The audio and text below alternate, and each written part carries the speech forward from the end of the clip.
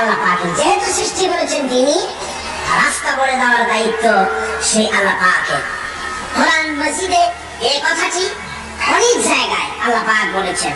যেমন সূরা আল-লাইলের ভিতরে বলা হয়েছে, ইন্না আলাইনা লাল হুদা, আমার উপরে এটা দায়িত্ব পথ কর্মপদ্ধতি পরিদর্শন করা, প্রদর্শন করা, রাস্তা দেখানো, এটার দায়িত্ব হচ্ছে আমি আল্লাহ পাকের। রাস্তা দেখাবেন কে? আল্লাহ পাক। ভাইরা আমার, আল্লাহ পাক পথ দেখিয়েছেন, আল্লাহ পাক রাস্তা দিয়েছেন। মরুভূমির ভিতরে যে রব্বুল আলামিন পথের নিশানা তৈরি করে দিলেন, যেখানে গভর্নমেন্ট রাস্তা বানাতে পারে না, মরুভূমির ভিতরে যিনি পথের নিশানা বানালেন মানুষ যেন না হারায়, যে আল্লাহ রব্বুল আলামিন দুর্গম পাহাড়ের ভিতরে গিরিপথ তৈরি করে দিলেন মানুষ যেন হারায় না যায়।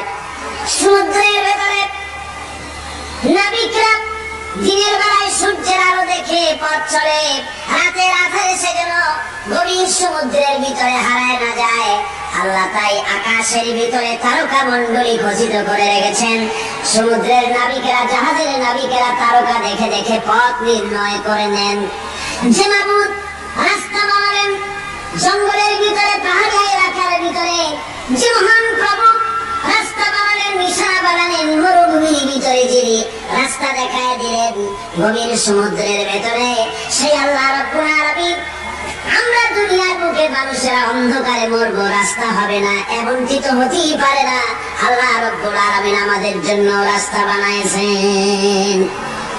মহান আল্লাহ রাব্বুল আলামিন বলেন, ওয়ালাল্লাহি কাসদুস সাবিলি ওয়া মিনহা জাইরুন। আল্লাহ পাক বলেন, সোজা রাস্তা, সোজা পথ বলে দেওয়ার দায়িত্ব আমি আল্লাহ। যেখানে রয়েছে অসংখ্য বাঁকা পথ, অসংখ্য বাঁকা পথ যেখানে, যে পৃথিবীতে, সেখানে সোজা রাস্তা বলে দেওয়ার দায়িত্বটা কার? জোরে বলেন কার? আল্লাহ শুধু সৃষ্টি করেন না, সৃষ্টি করেন, শিক্ষা দেন, পথ বলে দেন, পথটা বাকি রাখেন না, পথটাও তিনি বলে দিয়ে দেন। হযরতে মূসা আলাইহিস সালামের কাছে ফেরাউন প্রশ্ন করল, তুমি যে রবের দাবি করছো, যে একজন রব আছেন, সে রবের পরিচয় কি? তোমার সেই রব কে? হযরত মূসা আলাইহিস সালাম যে জবাবটা দিলেন, কি সুন্দর জবাব! এক কথার ভিতরে সমস্ত কথা সন্নিবেশিত হয়ে গেছে। ফেরাউনের প্রশ্নের জবাবে রব কে, এ কথার জবাব দেওয়া যায়, হাজার হাজার পৃষ্ঠা লেখা যায়। রবকে, তার পরিচিতি। আমি যদি এখন শুধু রব শব্দের ব্যাখ্যা করি, তাফসীর করি, রাত শেষ হয়ে যেতে পারে, ইনশাআল্লাহ ব্যাখ্যা দেওয়া যাবে। কিন্তু মূসা আলাইহিস সালাম কি সুন্দর একটা জবাব দিয়ে দিলেন। রবকে শোনো, রব্বুনাল্লাযী আ'তা কুল্লা শাইইন খালকাহু সুম্মা হাদা।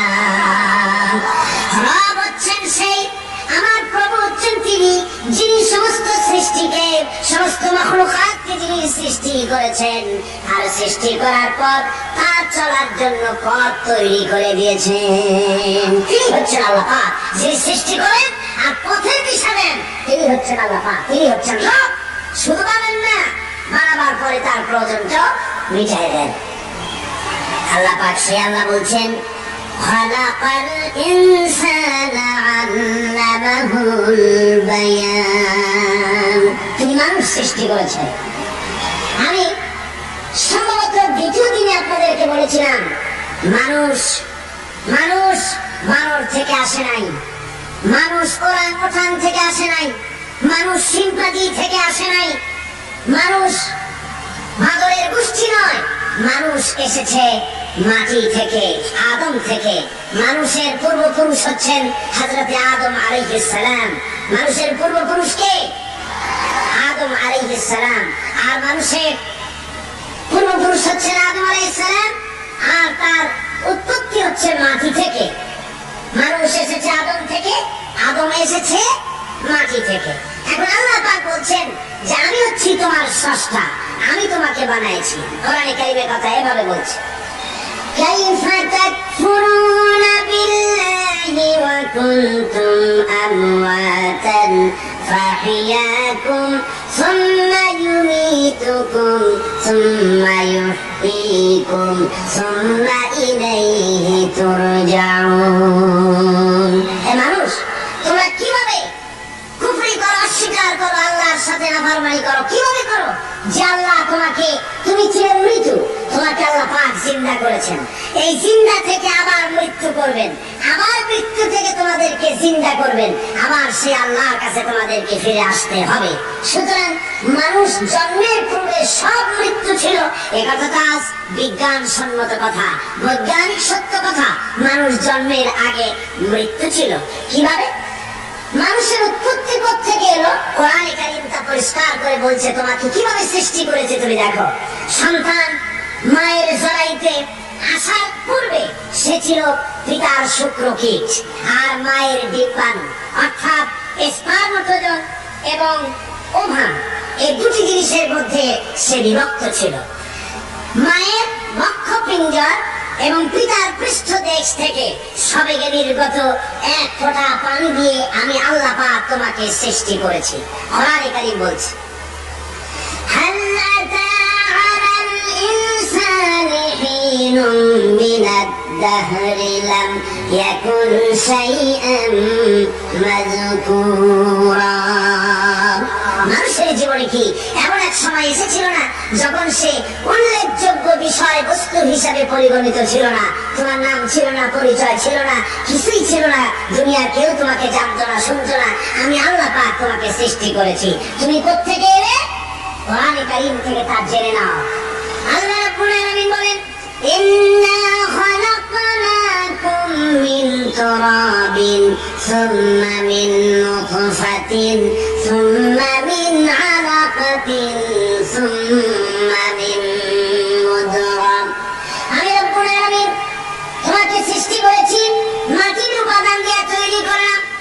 মা বাপের পুরুষের স্পার্মটোজন আর মহিলাদের ওভাম দুটি মিলে মায়ের গর্ভের ভিতরে নাপাক পানি ফোটাকে জমাট রক্তে পরিণত করে দিলাম।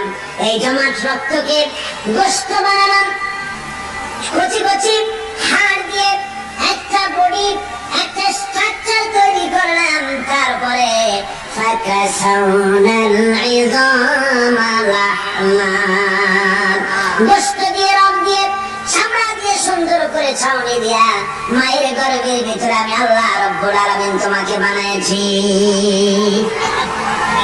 মায়ের পেটের ভিতরে ফি কারারিন মাকিন, একটি সুরক্ষিত জায়গায় তোমাকে আমি রেখে দিলাম, যেখানে কোনো রোগ, কোনো জাম যেখানে পৌঁছতে পারবে না, কোনো অসুবিধা হবে না।